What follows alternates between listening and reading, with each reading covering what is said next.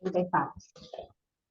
Buenas tardes a todos y todas. Damos inicio a la segunda jornada del curso sobre redacción de escritos judiciales, fallos, lenguaje claro, que ha sido organizado por el Tribunal Superior de Justicia de la provincia de La Rioja, bajo la presidencia del doctor Claudio Nicolás Saúl, junto a la Escuela de Capacitación Judicial Joaquín Víctor González, a cargo de su directora, la doctora Paola Bordón. En esta segunda jornada vamos a tener como disertantes al ingeniero Fernando Bernabé Roca, con el que ya hemos tenido la primera jornada, que ha sido muy productiva, y también vamos a contar con la presencia de la licenciada María Eugenia Villa. Como ya todos conocemos al ingeniero Roca y hemos hecho su presentación en la clase anterior, le voy a ceder ahora la palabra a él para que bueno, nos cuente cómo vamos a empezar esta jornada. Hola Fernando, ¿cómo estás? Hola, buenas tardes. Un gusto volver a estar con ustedes, con todos y todas. En realidad esta va a ser una clase 1 bis. Vamos a entregar un bonus track. El cronograma original contemplaba la intervención de Alejandro Retegui. Les había contado que iban a empezar a saber toda la desconstrucción que tuvo que hacer él como juez y también María Eugenia Sierra para empezar a escribir de otra manera.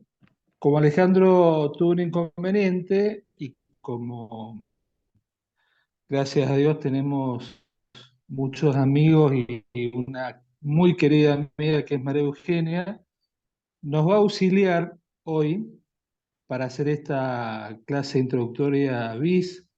Las 5 reuniones restantes están en pie, lo que va a pasar nada más que se va a desplazar un jueves más hasta el 7 de septiembre.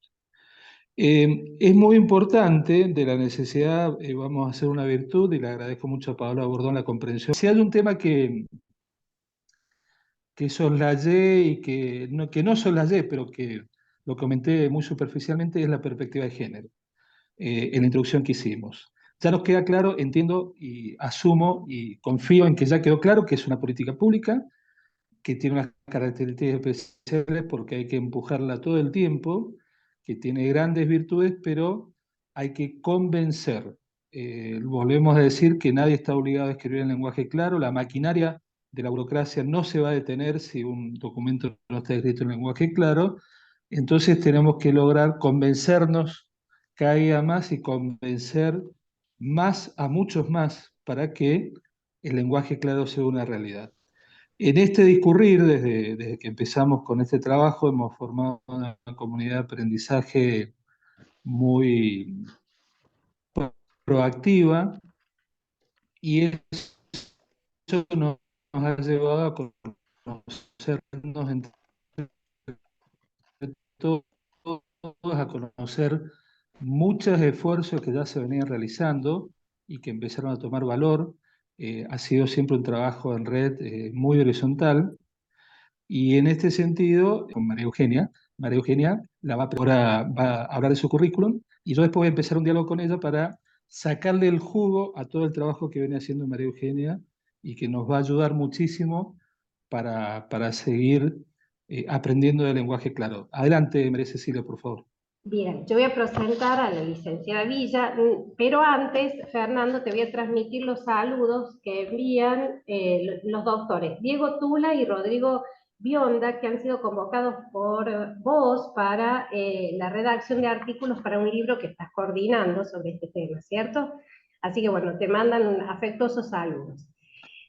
Ahora, bueno, vamos a presentar a la licenciada María Eugenia Villa, licenciada en Historia, especializada en Didáctica de la UCASE, diplomada en Gestión de Bibliotecas Parlamentarias por la Universidad Nacional de Mar del Plata y en Bibliotecología Social por la Universidad de Buenos Aires. Es directora de la Biblioteca de la Legislatura de la Ciudad de Buenos Aires y coordinadora del programa Lenguaje Claro, que tuvo a su cargo la elaboración de la guía de implementación para las comunicaciones de la legislatura y docente en el curso que se dicta a nivel interno.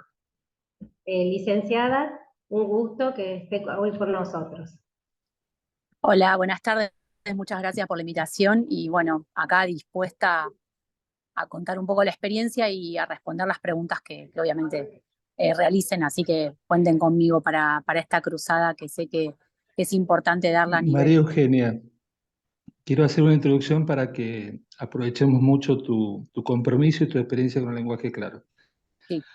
Retributo la salud de los doctores Tula y Bionda. Estamos empezando un trabajo sobre el lenguaje claro en el ámbito de la provincia de Buenos Aires y ellos son dos referentes que van a aportar esa obra, así que gracias Paola y Cecilia por transmitirme los saludos. Lo de María Eugenia es muy interesante porque ya, si bien está en un ámbito legislativo, tiene una mirada muy certera, muy responsable sobre trabajar el lenguaje claro en perspectiva de género, fuera de los clichés, fuera de los modelos rígidos, que nos va a ayudar mucho.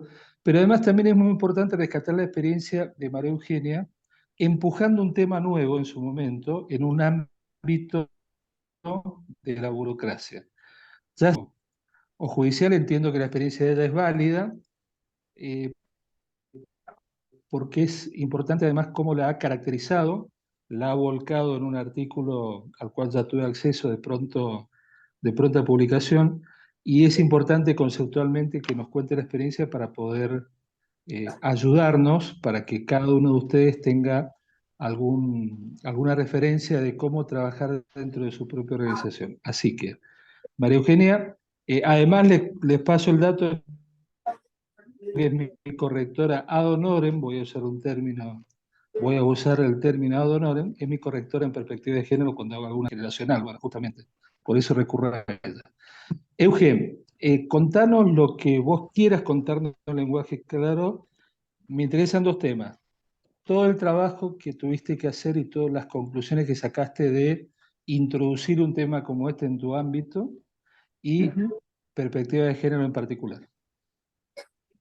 Bueno, a ver, respecto del tema del lenguaje claro, en la legislatura de la Ciudad de Buenos Aires, esto lo tendríamos que remontar al 2017, o sea que ya llevamos más de 5 años en este programa, si se quiere llamarlo de alguna forma, pero lo más interesante por ahí de nuestra apuesta fue que lo ubicamos espacialmente, el programa, en lo que es la biblioteca de la legislatura. Es decir, que entendimos en algún momento institucionalmente que la biblioteca estaba bien posicionada o bien aspectada como para llevar adelante un programa que se sostuviera en el tiempo, pero que además tiene que ver con el tema de la gestión de la información. Es decir, en general las apuestas que hay sobre el lenguaje claro dependen de alguna venia de lo partidario político en las organizaciones y en este caso en la legislatura, que tiene la particularidad de tener 60 diputados, diputadas, entonces es una autoridad, digamos, en cierta forma como colegiada, pero lo que entendíamos era que tenía que posarse la apuesta, digamos, en un área institucional que le pudiera dar continuidad y que tuviera esta mirada y esta imagen dentro de la legislatura más allá de lo partidario y más allá de lo político, ¿no? Como una dirección de carrera que pudiera sostener esto en el tiempo y que además tuviera también idoneidad en sus cuadros, que así lo conforman esta biblioteca, para llevar adelante la tarea de hacer un poco de nexo entre lo que quiere comunicar la legislatura, ya sean leyes, comunicaciones en general, gacetillas de prensa, campañas que quiere hacer de difusión de algunos temas en particular o de algunas políticas públicas. Y por otro lado, lo que nos pasa a nivel biblioteca es que recibimos todo el tiempo consultas de la ciudadanía, entonces estamos en esa condición de interactuar con un sujeto colectivo, que es la ciudadanía, en este caso la ciudad de Buenos Aires, que nos plantea permanentemente o que nos viene planteando desde hace muchos años algunas dificultades a la hora de entender alguna legislación, algún artículo, algún tecnicismo, la terminología, digamos, que se usa, y en general la estructura de los textos legislativos que tienen digamos, un modelo, un formato que viene siendo heredado a través del tiempo y que no, y que digamos, no se repiensa, no se repiensa frecuentemente. Está así, se hace así, siempre se hizo así, y, y entonces un poco lo que veíamos era que la ciudadanía también, con el avance de las tecnologías de la información, con los nuevos soportes, con las nuevas formas de acceder, requiere también otros servicios de información. Y en esa necesidad de biblioteca, de brindar un servicio de información de calidad, nos encontramos con que teníamos que hacer algo más para, digamos, aceitar este vínculo y profundizar el sentido de cercanía que quiere lograr la legislatura, que muchas veces lo propone. Permíteme, Eugenia, Sí, sí, ahí permíteme interrumpirte, sí, enter. porque lo quiero ir repasando con lo que hablábamos. Por un lado, ustedes pueden estar pensando, ¿por qué me está hablando alguien de un ámbito legislativo si yo trabajo en el Poder Judicial? No nos olvidemos una verdad de perogrullo. El insumo básico del Poder Judicial es la ley. Entonces, también tenemos que ver y velar por el esfuerzo que se haga en que las leyes justamente no sean tan oscuras, tan opacas o dejen margen a tanta interpretación. Acuérdense de todo lo que hablábamos que significaba la dimensión eficiencia cuando algo es sujeto a varias interpretaciones, todos los recursos que se pueden derivar, todo el uso de recursos. Primer punto. Segundo punto, vean qué importante cuando nosotros hablamos, se está reflejando en el relato de María Eugenia de lo que significa el lenguaje claro como herramienta de gobierno abierto. Ella se pone en el lugar del ciudadano y después en cuanto al lenguaje claro, la necesidad de llegar al ciudadano le encuentra un vehículo en el lenguaje claro. Estas son las cosas que conceptualmente será importante que vayamos incorporando. eh, y la anécdota es que ella está hablando de un ámbito legislativo, pero todo lo que podamos vivir en cuanto a la organización, observen cuando ella dice, se hacía siempre así. Entonces hubo que hacer un esfuerzo muy importante. Ella tuvo que lograr convencer primero a su equipo más cercano y después esa capilaridad de la que hablábamos, con la dificultad extra propia de los ámbitos legislativos, de las jefaturas que son temporales y que a veces hasta cambian de color político, tal vez en el Poder Judicial eso es más estable. Entonces es importante ir viendo todos esos detalles. Adelante, Euge, Sí. gracias.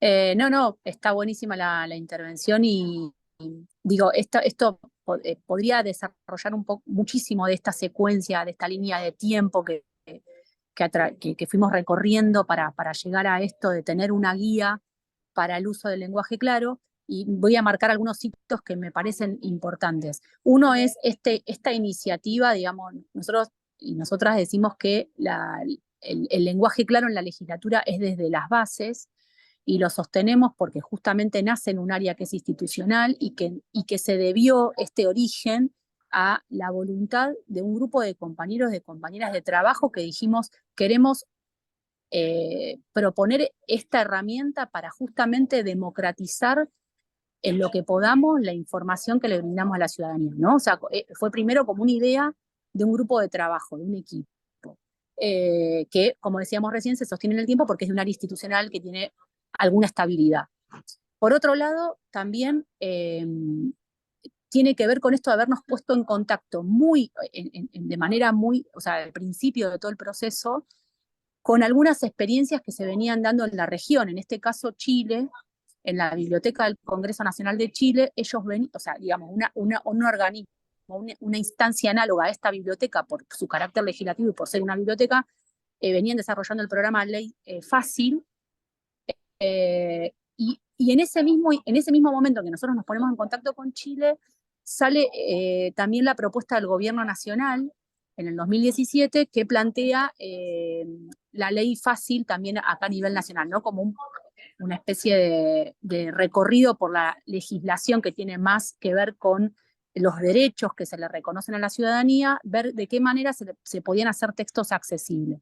Entonces, fue una experiencia que vimos que que empezó a proliferar en distintos lugares y que decidimos tomar el modelo de Chile, y ahí voy a hacer una aclaración, digamos, teórica por ahí, o de definición por ahí, que tiene que ver con esto de la diferencia entre lenguaje claro y lectura simple, que son, digamos, dos propuestas diferentes, si bien están muy relacionadas, pero lo que la Biblioteca del Congreso Nacional de Chile hace y la Biblioteca de la Legislatura empezó, digamos, a realizar en el 2017 fue un ejercicio de lectura fácil.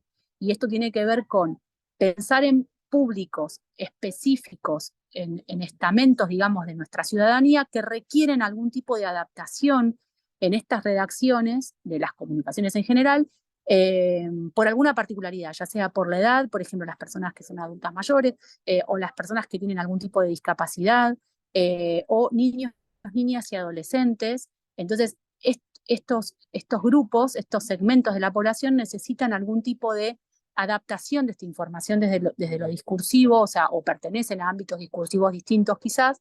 Entonces decidimos como ir por ese lugar, que era generar textos que se articularan en base a preguntas y respuestas sobre a lo que apuntaba la ley. Por ejemplo, esta ley tiene, el objetivo de esta ley es determinada cuestión, esta es la autoridad de aplicación, explicar un poco qué es una autoridad de aplicación, explicar si había alguna sanción. Entonces, articularlo de un modo o presentar la información que traía la ley de un modo más, digamos, pensando en frecuentemente el tipo de información a la que accede ese tipo de personas. Entonces, ahí hacemos un ejercicio de lectura fácil, ¿sí? En cambio, el lenguaje claro, y bueno, seguramente lo habrán explicado, pero por ahí está bueno reiterarlo, tiene como finalidad apuntarle a la generalidad de la población. Ahí se piensa así, digamos, lo voy a decir en forma muy casera, pero se piensa en un ciudadano o ciudadana que tenga 18 años de edad y que haya terminado el secundario, digamos, como para tener un promedio de lo que, a ver, lo voy a decir también, digo, pecando como que el nivel de comprensión lo tengo que ubicar, digamos, en ese sujeto imaginario, y entonces voy a fabricar o voy a armar, digamos, una comunicación mirando, teniendo la empatía, digamos, con ese tipo de sujeto. En lo que decía Fer está buenísimo, es poner a la ciudadanía en el eje de la discusión en cuanto al acceso a la información, porque lo que veíamos también es que la legislatura, en este caso hablo más de la legislatura de la ciudad, planteaba un montón de fórmulas, inclusive estaba armando leyes, desde hace tiempo viene armando leyes que tienen que ver con el acceso, con la ciudadanía que participe, esto de la participación ciudadana, los presupuestos participativos, las audiencias públicas, pero que tal vez no tenía una mirada o no se interpelaba como usina de las leyes de la ciudad, cómo estaba transmitiendo el mensaje más importante, que es qué dice la ley, a quién, y teniendo en cuenta a quiénes se lo está diciendo, ¿no? Entonces, bueno, ahí el ejercicio que encontramos como algo provisorio hasta llegar al lenguaje claro, que es ya meternos en la cocina legislativa y ver cómo se arman los proyectos y cómo se genera, digamos, la ley desde el inicio, digamos, del trámite parlamentario, era hacer estos ejercicios de lectura fácil con las leyes ya sancionadas y empezar digamos, a profundizar este papel de nexo que nos queríamos dar como biblioteca ciudadanía, triangulando con digamos, la ciudadanía y las autoridades de la legislatura, o la legislatura, digamos, como lugar que elabora leyes. O sea, un poco esa fue la idea. El lenguaje, perdón, la lectura fácil, la lectura simple, como un primer ejercicio, pero para poder concientizar y sensibilizar a los miembros, a las personas que trabajan aquí dentro, de avanzar a una política del lenguaje claro, que es la apuesta que nos dimos en el último tiempo. Eso no sé si Bien, responde un poco la pregunta. por supuesto. Entonces, hoy ese distrito de la Ciudad Autónoma de Buenos Aires tiene una ley de lenguaje claro que se sancionó en el 2020 y fue por Sí, allá por octubre, creo. sí. Y lo cierto es que esa ley dispara una serie de obligaciones y de acciones a las que se compromete el Estado, entre ellos generar entes de aplicación. Esos entes de aplicación, va uno por cada poder. Contanos ese proceso y luego no Bien. quiero desperdiciar mucho tiempo, perdón, no quiero que se me olvide Hablar todo un el tema poco de de... perspectiva de género, que vos sos un especialista. pero Bien, no, contá un poquito más del proceso institucional y sobre todo, Euge, también queda claro que no es un proceso lineal. Vos tuviste marcha y no contramarcha, por es el tipo de y proceso que hay que estar empujando y da la impresión que en cada caso es único, ¿no? Porque sí, cada institución, cada lugar tiene su cultura, su historia, sus formas.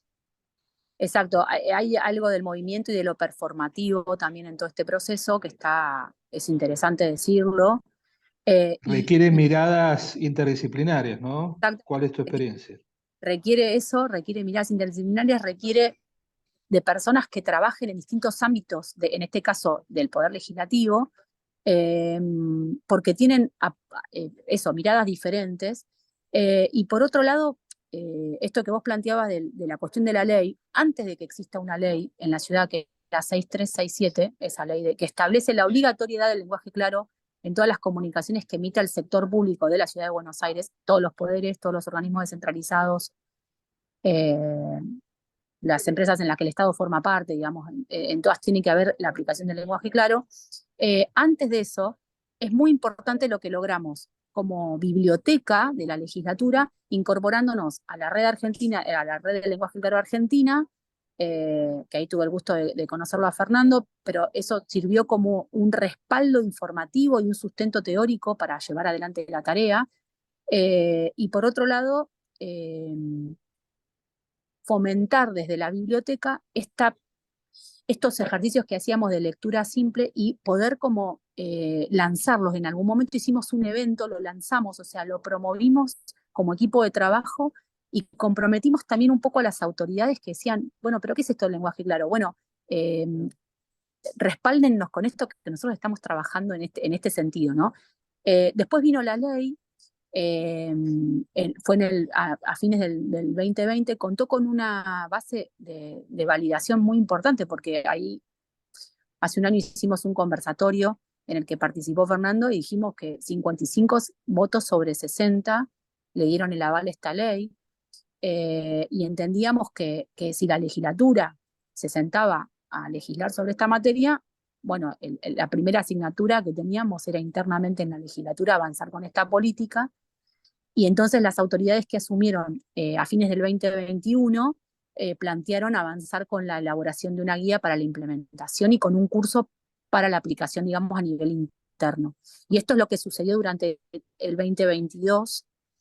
Trabajamos en la ampliación del equipo original que tenía la biblioteca, lo adecuamos y incorporamos otros compañeros y compañeras de otras áreas que les interesaba la temática. Ahí debo decir que hay algo importante con lo de la perspectiva de género y lo quiero entrecruzar con algo muy concreto, que es que en general esta temática es convocante para las mujeres, para las identidades feminizadas, porque evidentemente la comunicación es una materia que nos interesa más o que nos convoca más en el trabajo y tal vez tenga que ver con este ejercicio de la empatía, de ver cómo hacemos para abrir estos espacios. Digo, las mujeres históricamente hemos luchado mucho y seguimos haciéndolo por nuestra participación plena, por políticas de equidad. Entonces, es como algo del ADN que viene, o de nuestra lucha, de la genética, digamos, más de nuestra lucha, de nuestra práctica, de poder abrir estos espacios a toda la ciudadanía, ¿no? Como que siempre terminamos traccionando en favor de un, digamos, del sujeto más amplio que es la ciudadanía, si se quiere. Entonces ahí el lenguaje claro es un tema que nos gusta, no sé, que nos atrapa. Entonces muchas compañeras vienen de otras oficinas, comisiones que dijeron, a mí me interesa este tema, lo quiero trabajar, o porque soy docente, o porque soy comunicadora, o porque trabajo con imagen, o porque soy una técnica legislativa. Entonces se armó un equipo que entiendo que fue muy activo, porque en 4 meses armamos una guía. A las autoridades de la legislatura les pareció muy correcta, hicieron, la verdad, muy pocas correcciones, y en base a esa guía pensamos un curso. Entonces se presentó esto también públicamente en la legislatura. Es decir, a partir de ahí se activaron un montón de cuestiones que tenían que ver con cumplir lo que decía la ley, ¿no? Básicamente con eso. Y a su vez también esto de las redes, ¿no? Trabajar en red como algo que potencia los trabajos que se hacen a nivel interno dentro de cada organismo, es una verdad bastante obvia, pero formar parte de redes significa como empujar en conjunto algunas cuestiones que sabemos que son de difícil, justamente de difícil ejecución, porque como decía Fer, ninguno de estos procesos es lineal, acá nos cambian las autoridades, aparecen cuestiones en agenda que parecen ser más importantes, o que resultan lo urgente, lo importante, ¿no? Siempre estamos como en esta disyuntiva. Y bueno, entonces en ese marco, digamos, de acciones, la biblioteca fue como el lugar en donde nos juntamos a armar la guía, el lugar donde pensamos el curso, las reuniones, todo como que estaba muy identificado con la biblioteca. Y la biblioteca nos permitía como que no fuera algo ni partidario ni político en el sentido de lo partidario, sino que fuera algo institucional de la legislatura que se estaba poniendo a, al hombro esta tarea que había, digamos, se había comprometido a través de la ley. Así que bueno, eso, digamos, lo puedo decir como una buena práctica, si se quiere, todas estas cuestiones. Y por otro lado, me preguntabas lo de la perspectiva de género. Voy a decirlo así Sí. como bastante brevemente, pero vos me podés hacer las A preguntas ver, permitime una introducción, Eugenia, Sí, así les queda bien a nuestros participantes. sí. Nosotros dimos en la primera reunión una serie de tips que vos y yo ya los conocemos, lo venimos viendo hace mucho, lo tratamos de practicar, eh, tener cuidado con la longitud de los párrafos, una idea por oración, no abusar de la voz pasiva, no abusar de latinismos, todo lo que sea técnico, incluirlo, pero explicarlo de una u otra manera. También dijimos que no es ninguna receta el lenguaje claro, que hay que hacerlo, caminar y hacerlo, que tanto vos y yo podemos abordar un texto y ambos clarificarlo, y sin embargo no va a ser un resultado exactamente igual. Exacto. Y en el medio de todo eso siempre está la pregunta de rigor del lenguaje inclusivo. Yo he aprendido mucho, entre otras personas, gracias a María Eugenia, a mirar con perspectiva de género, a entender lo que significa la perspectiva de género, y también en esto quiero ser abogado del diablo porque quiero tu opinión y quiero que quede claro, porque lo más importante es generar discusiones y que cada uno pueda reflexionar. ¿Recuerdas en el último seminario que compartimos con nuestra amiga de Chile, Claudia Poblete? Ella da un ejemplo, que es un ejemplo que es muy conocido, que es un artículo de la Constitución de Venezuela, Ujú. donde en el propio artículo en todo momento está repitiendo el, el todos y todas de alguna manera, ¿no? Legislador, compañeras y compañeros, trabajadores y trabajadoras, presidente y presidenta. Claro, y eso es un poco una caricaturización del hecho, y vos me enseñaste a mí que también uno puede recurrir a los genéricos, puede recurrir en vez de decir todas y todos, también puede decir personas, en vez de decir ciudadanos y ciudadanas, según la ocasión, puede hablar de ciudadanía. Entonces me interesa mucho que vos te explayes en este punto para que sirva de guía y de reflexión para los que nos están escuchando. Bien. A ver, primero, en esta legislatura, más allá de la ley que existe sobre el lenguaje claro, es importante señalar que hay otra legislación. De hecho, hay una constitución de la Ciudad de Buenos Aires que plantea el principio de la no discriminación, y hay tres leyes que son bastante, digamos, que van en concordancia con esto que nos planteamos. Digo cuáles son las leyes, ya que estamos en un ámbito, eh, digamos, en donde podemos hablar así como un poco más a nivel Por de lo que supuesto.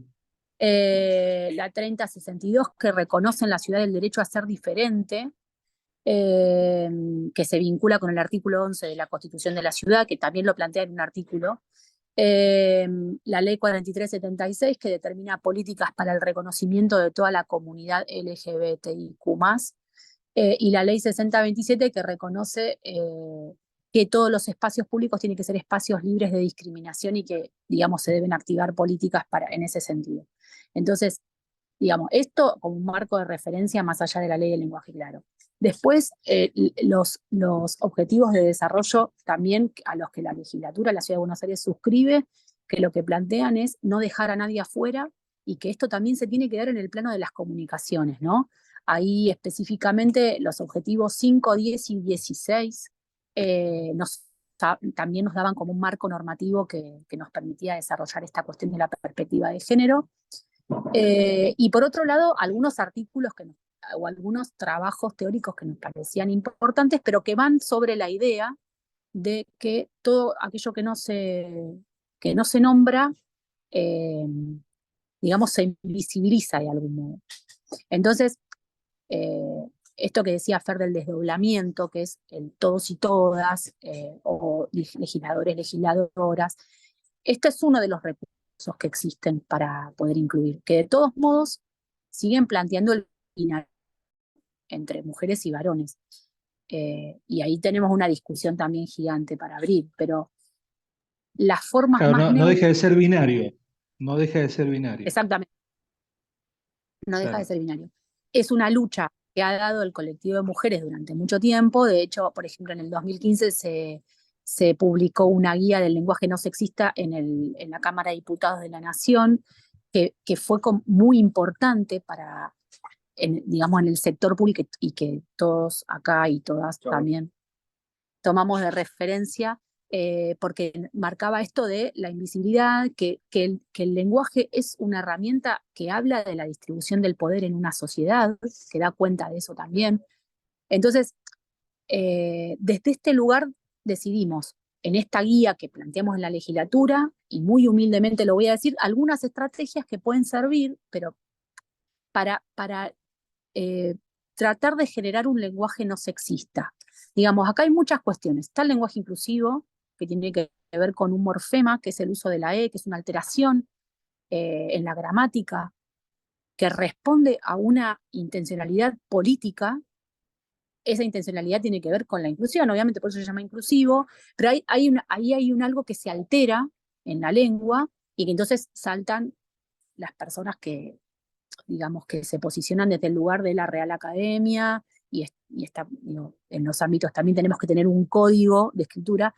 Nosotros lo que planteamos en la legislatura es no ir por ese lado, porque nos parecía que era muy polémico y que iba a generar que se pusieran todos los tapones de punta, lo voy a decir así en lenguaje claro, contra el lenguaje claro en general por una cuestión de, o sea, entonces como que el árbol no nos tape el bosque.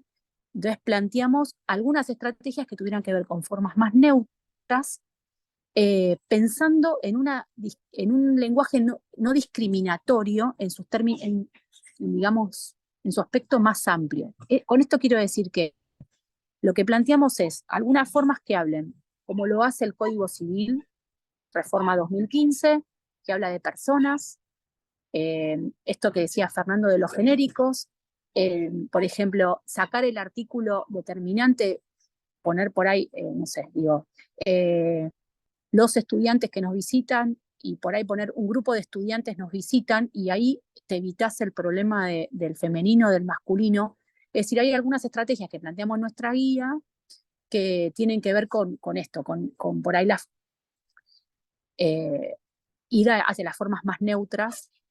Y en este ámbito se tomó la decisión, en este equipo de trabajo que formuló la guía, de no ir por el tema de la E, de la inclusión, digamos, de lo inclusivo. Creemos que esta forma del lenguaje que planteamos termina siendo inclusiva porque plantea, digamos, una amplitud de todos los sujetos a lo que nos referimos, pero no fuimos por el lado de la E. Y bueno, y después, digo, lo voy a decir también, después también en ese mismo año, en el 2022, salió, digamos, una disposición a nivel gobierno de la ciudad respecto del uso y no del lenguaje inclusivo. Entonces, la verdad es que la propuesta que hizo la legislatura desde esta guía, que había sido anterior a la postura del jefe de gobierno, fue ir por estas formas neutras, que fueran inclusivas desde un lugar sin alteración, digamos, de la gramática. Pero tienen que ver con este posicionamiento que tenemos de nombrar a todos los grupos que en general han sido subalternizados e invisibilizados en el discurso y que eso es una decisión política también, ¿no? Digo, esto, lo que no se nombra no existe. Entonces, desde ese lugar también hacer nuestro aporte sobre esto. Y también algo que decías vos, Fer, del tema del desdoblamiento, que va en contra de uno de los principios que tiene que ver que es la brevedad. Digo, cuando uno desdobla, este párrafo que vos hacías alusión que comentaba también el otro día Claudia, termina siendo eh, extensísimo y entonces ahí se pelea un poco con lo del lenguaje claro, ¿no? En un punto. Igual, bueno, es un ejercicio, como yo decía, es un ejercicio, lo decías vos también, Fer, y dos personas van a encontrar estrategias distintas para hacer claro un texto, pero en general podemos acordar algunos parámetros que tienen que ver con esto, con no usar tecnicismos, y si los tengo que usar, los tengo que definir. Si uso una sigla, la tengo que definir en algún momento en el texto, sobre todo, principalmente, digamos, cuando empiezo a escribir. Eh, con usar un tiempo verbal determinado, que es el presente del indicativo, con usar formas que sean en la positiva y no expresiones negativas, la voz activa y no la voz pasiva. Digo, hay algunas estrategias que estamos. En ese conjunto de estrategias planteamos como un eje más el uso de un lenguaje que tuviera, digamos, esta perspectiva de género, o que al menos intentara ser lo menos, que no sea discriminatorio, digamos. Pero digamos, en este marco de una política de una ciudad que ya en la constitución de la ciudad plantea el desdoblamiento. Digo, la constitución de la ciudad está escrita también dentro de este paradigma de legisladores, legisladoras, jefa de gobierno. Digo, ya viene con esta impronta y nos parecía que teníamos que ir por ese lugar. El desdoblamiento es una alternativa o una estrategia. Puede ser la perifrasis, puede ser evitar los pronombres con marca de género. Digamos, todas estas se pueden poner en juego a la hora de pensar una comunicación o de repensarla. Bien, María Eugenia ha sido muy, muy amable, porque como les conté, esto no estaba previsto hasta hoy a las 11:30 de la mañana. Ella está en su lugar de trabajo. Les comento que entrar a la oficina de María Eugenia no es la oficina, no es una oficina, es toda la biblioteca. Es como entrar al mundo de Harry Potter. Eh, Cualquiera que tenga la posibilidad de visitar Buenos Aires, por favor, trate de acercarse. Pregunte por María Eugenia de parte mía. No hay ningún problema, le van a dar el circuito de rigor, y además van a conocer una persona muy generosa, como ya se han dado cuenta. Euge, para mí era muy importante tu aporte. ¿Qué más tenés ganas de contar o de decir de toda esta experiencia que hoy estamos hablándole a más de 100 personas que se están formando, que la gran mayoría pertenece al Poder Judicial de la provincia de La Rioja? En realidad esto está difundido a todo el país y hay personas de otros lugares. Eh, pero de alguna manera tu experiencia puede ser la misma experiencia que le pase a alguien que esté en la mesa de entrada de un juzgado, que sea un juez de primera instancia, que sea un juez de paz, que sea un joven que se recibió y que no termina de entender por qué tiene que aferrarse a un modelo que le dan. Valga tu experiencia también, que fue muy compleja, porque eh, las legislaturas tienen esa particularidad no solo de la temporalidad en las jefaturas, sino de las jefaturas atomizadas, ¿no? Porque no es solo el presidente de la legislatura. Los 60 legisladores que tenés tienen un poder muy importante como para plantear, exigir. Y entonces también me remite a algo que habíamos dicho, lo que contaba María Eugenia, cuando dice que la ley dice que el Estado se obliga. La realidad, que no deja de ser una letra bastante laxa, porque nadie va a parar la marcha del Estado. Por eso digo que una característica muy fuerte de la política pública, el lenguaje claro, es estar muy convencido y estar empujándola todo el tiempo. Y ir generando estos avances sustentables. Hoy el lenguaje claro está en el ámbito permanente de la legislatura de la Ciudad de Buenos Aires, porque está en el ámbito de la biblioteca, con personas muy convencidas que trabajan ahí, que ninguna movida política los va a sacar de su lugar, y eso institucionalmente es muy, pero muy promisorio. Eh, Bueno, me queda agradecerte, Euge, y cualquier comentario que quieras hacer es bienvenido. Me encantaría que si existe alguna pregunta me la hagan llegar, encantada de responderla. Eh, Básicamente esto, plantearla, tiene, a ver, es como por ahí pensar, me da la sensación esto ¿Vale de la que pena dedicarse al lenguaje claro? ¿Vale la pena? oje claro, y me parece que es en un año en el que estamos recordando los 40 años de democracia, es interesante también en una época asignada por la información en cuanto a sus soportes, a tecnología, al acceso, ¿no? También que nos planteemos desde nuestros espacios por ahí qué podemos hacer en función de esta democratización. El ejercicio de llevar adelante políticas de lenguaje claro a nivel, en las instituciones me parece que es una apuesta que vale la pena, que va en este sentido. Eh, que digamos, nos propone también una praxis del diálogo, eh, no solamente, porque digo, tampoco valdría mucho generar el lenguaje claro desde, con una desde una mirada verticalista, ¿no? Bueno, todo el mundo tiene que hacer lenguaje claro, digo, se pelea un poco con Exacto. el fundamento. Entonces, es Y pierde interesante, sustentabilidad, ¿no? Pierde claro, porque no nos apropiamos del tema, lo sentimos impuesto, y como todo lo impuesto, tiene poca vida. y otra cosa muy importante, a mí me parece que el lenguaje claro, por lo menos en mi mirada, yo hace 31 años que trabajo acá dentro en la legislatura, que antiguamente era el Consejo Deliberante y después cobra estatus diferente con la constitución de la ciudad. Pero digo, yo trabajo hace mucho tiempo en este lugar y lo que siento es que la herramienta del lenguaje claro me permitió interpelar y nos permite interpelar las prácticas institucionales que se nos vuelven transparentes con el correr del tiempo. Entonces, esto que siempre fue así, bueno, y acá la ley la hacen acá, y entonces esta persona se encarga de mirar, y por ahí esa persona se está por jubilar y no hay nadie que. Digo, estas cosas que pasan en el Estado, en todos los Sí, sí. escalones del Estado, digo que creo que son denominadores comunes.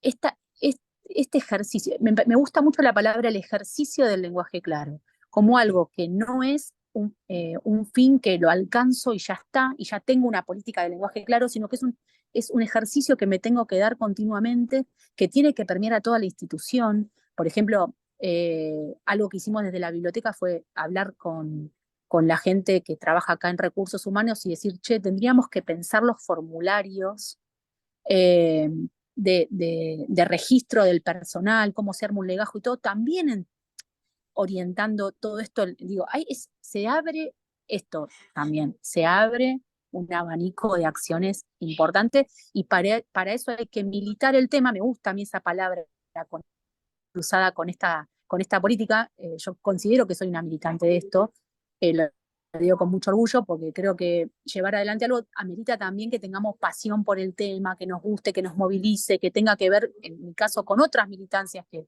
desarrollen otros espacios. Entonces, digo, me parece que es importante porque tenemos que terminar contagiando al resto de nuestros compañeros y compañeras y volviendo a poner en el eje a la ciudadanía. Me parece que eso es fundamental. Y más en este año que rememoramos esto de los 40 años de la democracia, ¿no? Y también pensarnos nosotros como ciudadanos, que en el fondo lo somos, ¿no? Que no es que en el fondo que lo somos todo el Claro, tiempo, no posicionándonos en un exacto. lugar como, digo, nosotros somos ciudadanos y también tenemos derecho a tener una información que a primera lectura podamos comprender y garantizar este derecho al entendimiento por encima o como plataforma para poder ejercer otros derechos. Esto digamos, la apuesta muy humilde que hacemos de la biblioteca, pero con muchas ganas de que se convierta en una política, digamos, sostenida en el tiempo. Así que gracias por la Creo invitación. que ya me excedí el tiempo que tenés disponible, que en realidad le sacaste tiempo de tu trabajo. Desde ya muy, pero muy agradecido. La conozco muy bien a María Eugenia. Sepan que va a estar disponible para nosotros y para cualquier inquietud que ustedes tengan, porque así se va construyendo esta comunidad de aprendizaje y todos los aportes son bienvenidos. Aquí también hay estudiantes en este auditorio, estudiantes que se empiezan a ellos mismos a cuestionar algunas cuestiones, algunas cosas o algunas costumbres, algunas modalidades que ven, y estos son los espacios donde tienen que encontrar lugar. Vos hablabas de lo performativo, de lo interdisciplinario, de la actitud de esa rebeldía sana de decir, esto lo puedo hacer mejor. El sentido del servicio público, de que al fin y al cabo el último titular del sistema y el último y primer mandatario es el pueblo, es el individuo, es el ciudadano. Entonces, desde ahí tenemos todas las posibilidades de seguir evolucionando. Y lo que está planteando María Eugenia también tiene que ver con empezar a trabajar con la evidencia, decir, bueno, hagamos formulario, veamos cómo probamos. Ella lo ha hecho intuitivamente, por todo lo que yo sé cómo trabajaron. Empezaron a probar muchas cosas, algunas andaban mejor, algunas peor, iban un paso para atrás, dos pasos para adelante. De eso se trata. Euge, muy, pero muy agradecido por tu aporte. Muchas gracias a ustedes y bueno, éxitos en esta cursada. Gracias. Muchas gracias. Gracias. Bueno, María Cecilia, Bien. me parecía muy importante, me decís que no podemos tener interacción con el chat Acá porque... estoy viendo en el chat, sí, hay interacción porque están ¿Hay alguna chateando interacción? por YouTube. Bueno, si Están, alguien... sí, bueno, Emilio Porque Bazán dice, la inclusión o no de algún elemento nuevo que permita la reflexión no es más que la demostración de lo dinámico que es el lenguaje y de sacarnos de la comodidad. Más allá de la carga política, el lenguaje en sí es un organismo en constante expansión y del cual son porosos los límites, pues hay nutrientes de múltiples fuentes. El lenguaje claro nos vendría a unificar para poder entendernos y tener más empatía. Después, Denis Molina, excelente, muy enriquecedor, excelente exposición. Victoria, Carmen Inés Alvarado Abad, muy buena exposición, gracias. a ver, acá lo interesante era mostrar un caso práctico de cómo se ha desarrollado una iniciativa de lenguaje claro en una institución de referencia, eh, todas las distintas matices y posibilidades que se dan, y también un poco invitarnos a reflexionar, a ser adultos y responsables, porque también es muy fácil, por ejemplo, denostar el lenguaje inclusivo. Es muy fácil decir, hasta eh, tomarlo en sorna, tomarlo en burla, eh, y eso es una necesidad. Tiene todo el derecho aquel que se siente invisibilizado a reclamar.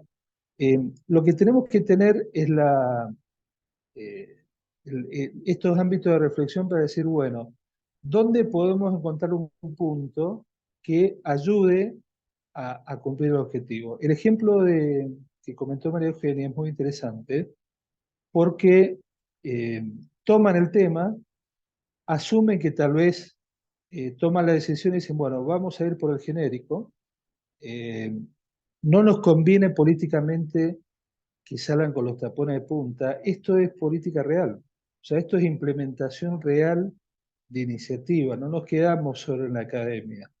Ella que tal vez, en su fuero íntimo le encantaría ponerla ahí, se da cuenta que tiene que bajar un poco sus exigencias, pero para que lograr el objetivo. Y el objetivo hoy es que cada vez más todos y todas tomemos conciencia de estas iniciativas que hacen falta absorberlas, que hace falta respetarlas, que hace falta implementarlas.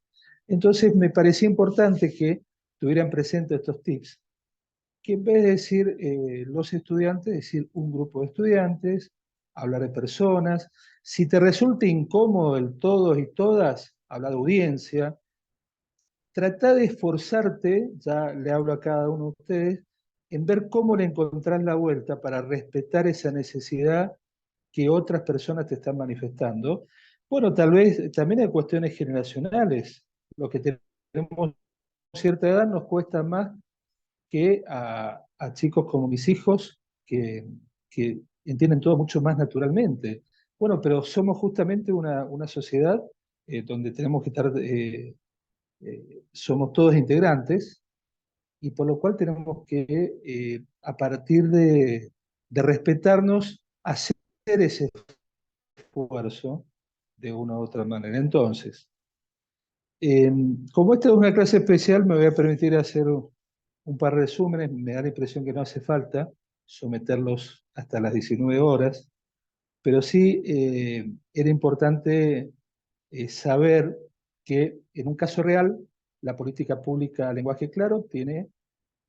vean, observen el caso que contaba María Eugenia. La primera necesidad fue acercarse a su usuario, a la persona que iba a la biblioteca, a su cliente interno, a los legisladores, a los compañeros de los despachos, y a partir de ahí encontró una herramienta. Pero su motivación fue la motivación que son las dimensiones de gobierno abierto.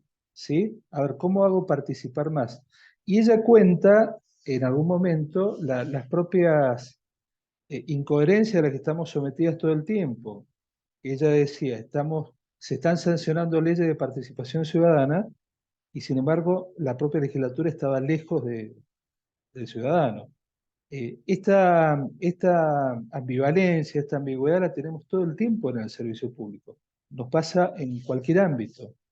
Eh, que valga el ejemplo que hemos asistido hoy, que sea inspirador para que tenemos muchos ejemplos más, les podría contar y podría invitar a muchas personas, pero en definitiva, eh, vuelvo a ese concepto inicial de que tiene la característica que un solo individuo puede cambiar el destino, puede cambiar el carácter de un servicio, el prestigio de un servicio.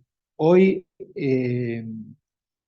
la biblioteca de la legislatura ha progresado, se ha jerarquizado en toda su acción, porque tiene personas, como María Eugenia, que están pensando todo el tiempo cómo mejorar. El tiempo que invertimos en la oficina va a ser el mismo, 5, 6, 7, 8 horas, lo que sea. Entonces, rescatar nuestra vocación y nuestra responsabilidad de servicio público es muy importante. El lenguaje claro es un vehículo. Entonces, repasando movimientos internacionales del lenguaje claro que respaldan todo esto, que yo el otro día lo dije bastante por arriba. Hay muchísimos ejemplos. Eh, Les recuerdo que se va a desarrollar la Cumbre Mundial del Lenguaje Claro en el mes de septiembre aquí en la Facultad de Derecho de la Universidad de Buenos Aires. Es la cumbre de Plain. Plain es es uno de los organismos internacionales rectores. Les contaba que es una ONG, Plain Language, de origen anglosajón. Existe la Red Panhispánica de Lenguaje Claro, formada recientemente por la Real Academia Española y el Poder Judicial de Chile. Adhirieron todas las academias de la lengua de Iberoamérica y van adhiriendo de a poco distintos organismos, distintas organizaciones. En Latinoamérica existen la Red de Lenguaje Claro Colombia, la Red de Lenguaje Claro Chile, la Red de Lenguaje Claro de Uruguay. Eh, Referido a los saludos que nos hacían llegar al principio de la clase, tienen que ver con la preparación de un libro va a dar cuenta de las distintas experiencias que se están dando en el ámbito de la provincia de Buenos Aires. Estoy seguro que dentro de poco tiempo vamos a empezar a recabar las experiencias en la provincia de La Rioja, no me cabe ninguna duda, María Cecilia, porque estoy viendo mucho entusiasmo y una toma de conciencia muy importante. Aquí se está dando algo interesante con el lenguaje claro en el país, que las corrientes se entrecruzan. Estamos viendo casos de oficinas que tratan de permear. María Eugenia hablaba de que en la organización permeara la mentalidad de la política. Estamos viendo casos de oficinas que están tratando desde su lugar de difundir y de convencer a las autoridades del tema, pero también hay muchos poderes judiciales que desde su máxima jerarquía están entendiendo y promoviendo la política pública lenguaje claro, que como verán es mucho más amplia que ponernos a escribir simple. No es fácil, es difícil, hay que prepararse a partir del jueves que viene a tener la mente muy abierta y de codificar y tratar de imaginar y acompañar el proceso que hicieron los dos jueces que van a conocer. Alejandro y María Eugenia en trabajar de otra manera, en pensar de otra manera, en esforzarse mucho. Cuando uno empieza con estos procesos, hay veces que está desorientado, porque es propio de emprender un camino nuevo. Siempre tengan presente que para escribir claro tenemos que pensar claro, tenemos que saber qué queremos decir. Y como yo les decía, a mí me ha tocado trabajar mucho en el qué y en el por qué. Entiendo que en ese sentido ya ustedes cuentan con herramientas para cada uno en su propio interior reflexionar y ver de qué forma, primero si les interesa el tema y les convence, hacer un esfuerzo por, eh, por escribir eh, de manera más clara y pensar que el ciudadano tiene que ser el eje de cualquier acción del Estado. A partir de ahí, va a ser importante entonces que tengan presente para la semana que viene predisponerse al cómo se puede hacer y, y todos los beneficios que van a encontrar. María Cecilia, me parece importante dejar establecidos todos estos parámetros y conceptos. ¿Te parece, tenés alguna otra inquietud, algo que podemos seguir charlando? Pero tampoco Solamente, quiero abusar Fernando, del tiempo de... solo Fernando, comentarte algunas apreciaciones del chat de YouTube, donde además de felicitarlos, el doctor Altave, Alfaro, el doctor Altuve, la doctora Illanes Bordón, Álvaro Abad, Victoria Rajoy, todas felicitaciones por las exposiciones. Ponen de manifiesto algunas ideas. En un caso, Beatriz Mercado dice: depende de la idiosincrasia de cada ciudad el poder lograr un lenguaje claro y expansivo. Y Alvarado Abad menciona: hace falta mucho trabajo aún para comprender en la función jurisdiccional este tema del lenguaje claro. Ella aporta desde México. Y sí, me gustaría decirte que ha sido muy importante el aporte de María Eugenia, porque nos ha presentado el lenguaje claro como una acción concreta, un instrumento concreto, para acercar las leyes a la gente, a los ciudadanos. Ella lo encontró como un instrumento para clarificar los derechos a las personas, para que lo entiendan. Y en ese sentido, desde esa perspectiva, implementar esta acción concreta, o política, como le llamas vos, institucional, va a importar en el ámbito jurisdiccional un trabajo paulatino, pero que sin dudas va a permitir cumplir con el objetivo de una justicia accesible, de la accesibilidad que siempre mencionamos a la justicia. Entonces, que los justiciables, que los ciudadanos entiendan las sentencias, entiendan los decretos, entiendan aquello de lo que vos hablabas la clase pasada, ¿no? Cumplir con el derecho de acceso a justicia y el derecho de acceso a entender aquello que se nos dice desde el Poder Judicial, y al crear una comunicación más afable, más amigable con la sociedad, de la justicia con la sociedad, en definitiva.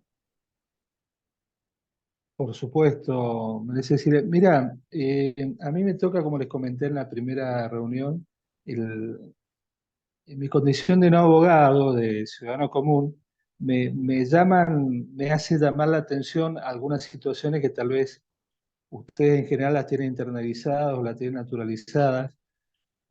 Yo recuerdo un caso de una jueza amiga que me contaba que le tocaba ir a entrevistar a las personas privadas de la libertad que estaban en procesos donde ella había participado y tenía que ser garante de toda esa situación. Y claro, muchas veces las personas privadas de la libertad manejan vocabularios muy, pero muy restringidos. Y el lenguaje tiene esa característica. Si yo tengo pocos elementos para expresarme, y voy a estar más proclive a recurrir a la violencia, a recurrir al enojo, a recurrir a reaccionar de alguna manera. Entonces, eh, por supuesto son problemáticas muy complejas. Uno discrimina, no discrimina, uno disocia a la hora de pautar un poco la enseñanza, la información, y dice, bueno, esto es lenguaje claro, esto es lectura fácil, esto es lenguaje coloquial, esto es lenguaje sencillo. Pero en definitiva, es una sociedad viva, es un elemento vivo el lenguaje, donde tenemos problemáticas sociales muy serias, con altísimos índices de pobreza, que no son solo índices económicos, son índices socioeconómicos y todo lo que implica, porque al decir de Martín, hemos compartido muchas cosas, el profesor Martín Bomer, bueno, justamente el Estado de Derecho tiene la tarea y el sistema de justicia de atraer el conflicto a los tribunales, ¿no? Que el conflicto no se dirima en la calle, que no se dirima por mano propia. Por eso también yo rescato todas estas investigaciones que hablábamos de este especialista Tyler, cuando hablaba de que es mucho más importante la imagen de autoridad que la promesa de castigo. Si la autoridad es confiable, voy a obedecer gustoso, me voy a bancar algo que no me guste. Pero si no estamos dando un buen servicio de justicia, si no estamos pareciendo lo que somos y somos lo que parecemos, va a costar mucho más. Entonces también eso aplica eh, a la sensación de autoridad que se transmite desde el poder. Eh, en una hora que estamos preparando, también hay un artículo muy interesante. Vuelvo a decir, voy a hacer un comentario de no abogado, por ahí para ustedes es una obviedad, pero no hace mucho tiempo me enteré que en Estados Unidos el abogado está obligado a que su cliente le firme un consentimiento informado. El abogado está obligado a explicarle claramente a su cliente las condiciones del proceso en el cual se está embarcando. Y bueno, esto acá no ocurre. Me parece que ya lo comenté, no me acuerdo si lo comenté o no, pero a mí realmente la primera vez que lo escuché me impactó, porque uno pensaba el consentimiento informado en la salud, bueno, pero también es una obligación. Esto tiene que ver con que también los códigos de ética, según nos explicaba el profesor Bomer, los comités de ética, el Código Americano de Ética Judicial, también habla de la transparencia, del explicar, el cerciorarse de que el justiciable está entendiendo lo que está haciendo o a lo que se está sometiendo. Bien, Fernando. Acá lo que vuelven a pedir, como en la clase anterior, es el material. Bueno, el material de esta clase, la licenciada refirió varias leyes, y bueno, vos verás que nos enviarás para reenviar al mail de cada uno. Yo me voy a Como les encargar de puse en mi- hacerles llegar el material que se ha nombrado. Recuerden que les voy a mandar un material para que puedan ir mirando a que le interese, el suplemento de lenguaje claro de septiembre de 2021 de la ley, y el libro, un extracto del libro del Derecho a Comprender, editado en Colombia, que también es muy interesante. Ya con eso tienen mucho para divertirse. Después ya van a entrar a remangarse la camisa y empezar a escribir a partir del jueves que viene. Bien, Fernando. No sé si quieres agregar algo más. No, simplemente reiterar el pedido de disculpas de que no pudimos cumplir con el cronograma establecido, fue un caso de fuerza mayor, pero Alejandro Retegui comienza el jueves que viene y a partir de ahora nos quedan 5 encuentros, Bien. Bueno, tal como estaba pautado. entonces, Fernando, te despedimos y nos despedimos de todos los presentes, de toda la audiencia que ha estado muy atenta, mandando mensajes permanentemente. Y la próxima clase ya empezamos con la práctica, ¿eh? Nos Así vemos, es, así es. Fernando. Saludos La a... próxima clase vienen los que saben, María Cecilia. Muy bien, perfecto. Que la pasen muy Entonces, bien. saludos a todos los que han participado. Adiós, Buen buenas fin de tardes. semana. Gracias. Hasta la Buen fin de próxima. semana.